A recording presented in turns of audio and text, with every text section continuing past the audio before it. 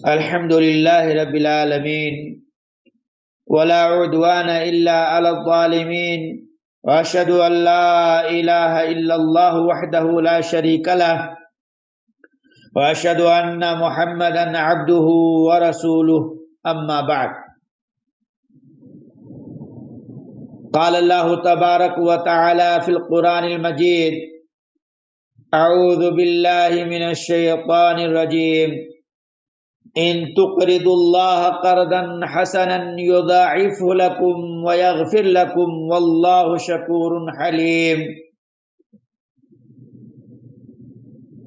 میرے بزرگوں، دوستوں، اسلامی بھائیوں اور بہنوں، السلام علیکم ورحمۃ اللہ وبرکاتہ۔ عزیز ساتھیوں، آج کے نشست کا موضوع ہے اللہ کی راہ میں خرچ کرنا۔ حمد و صلات کے بعد جو آیت کریمہ پڑھی گئی ہے اس کا ترجمہ ہے، اگر تم اللہ تبارک و تعالی کو اچھا قرض دو گے، یعنی اس کی راہ میں خرچ کرو گے، تو وہ اسے تمہارے لیے بڑھاتا جائے گا اور تمہارے گناہ بھی معاف فرما دے گا۔ اللہ بڑا قدردان اور بڑا بردبار ہے۔ جامع ترمذی کی حدیث ہے، معاذ رضی اللہ تعالیٰ عنہ سے روایت ہے کہ نبی کریم صلی اللہ علیہ وسلم نے فرمایا، الا ادلک علی ابواب الخیر الصوم جنۃ والصدقۃ تطفئ الخطیئہ کما یطفئ الماء النار۔ جامع ترمذی کتاب الایمان۔ کیا میں تمہیں خیر کے دروازوں کے متعلق نہ بتاؤں؟ فرمایا، روزہ ڈھال ہے اور صدقہ گناہوں کو اس طرح ختم کر دیتا ہے جیسے پانی آگ کو ختم کر دیتا ہے۔ بھائیو، اس حدیث سے پتہ یہ چلا کہ روزہ یہ جہنم کی آگ سے بچاتا ہے، ٹھیک اسی طرح صدقہ اور خیرات کرنے سے انسانوں کو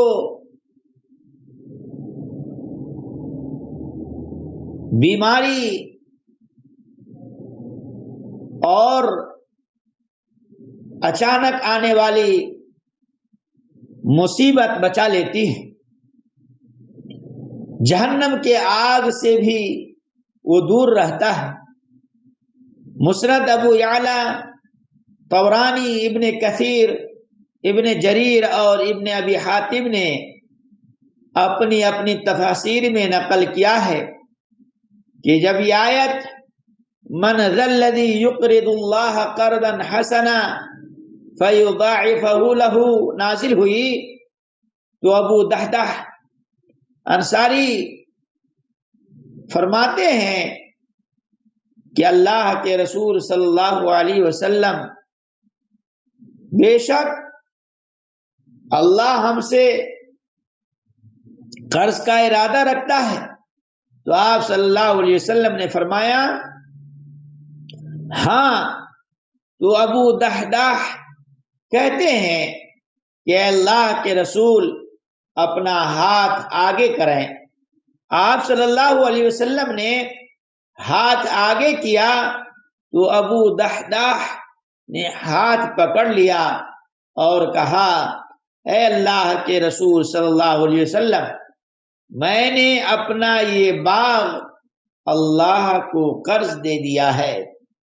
عبداللہ بن مسعود رضی اللہ عنہ فرماتے ہیں کہ اس باغ میں 600 کھجور کے درخت تھے، آپ کی بیوی ام دحداح اور باقی گھر والے باغ میں تھے، تو ابو دحداح اپنی بیوی اور گھر والوں کو کہتے ہیں کہ باغ سے باہر نکل جاؤ، کیونکہ یہ باغ میں نے اللہ کو قرض دے دیا ہے۔ علامہ البانی رحمہ اللہ نے اسے صحیح کہا ہے۔ میرے اسلامی بھائی اور بہنوں، تمام باتوں کا خلاصہ یہ ہے کہ ہم لوگوں کو اپنی زندگی میں صدقہ، خیرات، نفلی روزے وغیرہ زیادہ سے زیادہ رکھنا چاہیے۔ اللہ نے ہمیں مال و دولت دیا ہے تو اس میں سے ہم لوگوں پر خرچ کریں۔ کوئی مقروض ہے تو انہیں مدد کیجیے۔ یہ دنیا چند دنوں کی زندگی ہے، یہاں سے مر کر ہمیں آخرت میں جانا ہے، جو ہمیشہ کام آنے والی ہے۔ یہ دنیا چند دنوں کی زندگی ہے اور ہمیشہ رہنے والی زندگی آخرت کی زندگی ہے۔ اللہ تعالیٰ سے دعا ہے کہ اللہ تعالیٰ ہم تمام مسلمان بھائیوں اور بہنوں کو ان ساری باتوں پر سن کر عمل کی توفیق عطا فرمائے، آمین۔ وآخر دعوانا ان الحمد للہ رب العالمین، والسلام علیکم ورحمۃ اللہ وبرکاتہ۔